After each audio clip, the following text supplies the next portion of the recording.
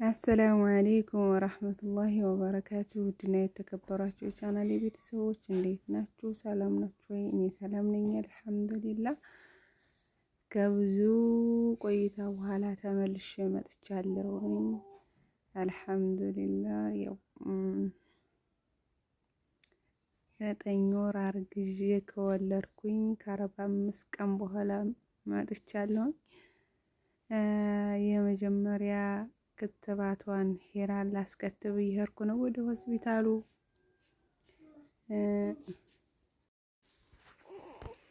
ልጅ ያለው ሰው መቼም እንደ ልብ አያወራም። በመካከል ሂባ እየመጣች ቴንሽን እያረገች ነበርና አልሐምዱሊላህ ለኩል ሀል።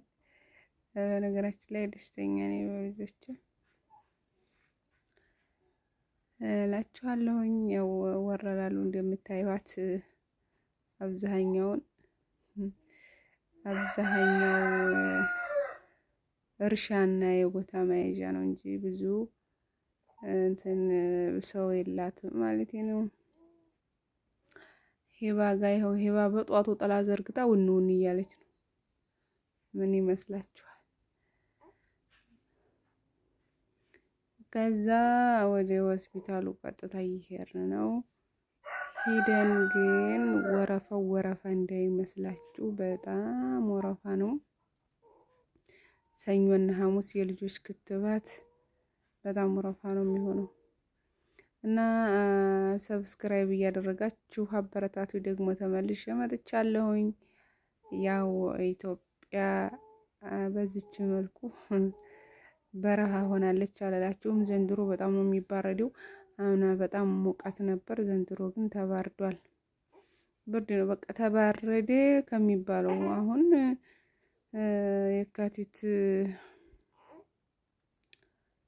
አለቀ፣ መጋቢት ገባ መሰለኝ እኮ እንግዲህ።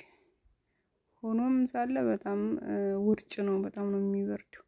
ይሄ ሽንሸናው የገባበት ማለት ነው። ሽንሸና ገባ ተብሎ ባህር ዛፉ የተቆረጠው ወደታች ያለው ነው። ይሄ የምታዩት ወደታች ያለው ቪዲዮ ተቆረጠ እንጂ የሚፈርስ ቤቶች ናቸው ወደ ላይ ያሉት። ይሄ ሆስፒታሉ በር ነውና ወደ ሆስፒታሉ ገባሁኝ። ከዚህ ውጭ ግን ቪዲዮ መቀረጽ አይቻልም።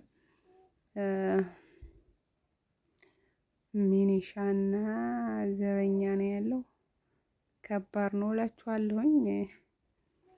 ከዛ ተመልሰን ደግሞ መርፌውን አስወግጃ ከተመለስን በኋላ እንዴት ብላ ትቀመጥ? ወጋት፣ ጠቀጠቃት፣ የእንትኑ አመማት፣ ሙቀት አመጣ። ይኸው እየተሰቃየን ነው እላችኋለሁ።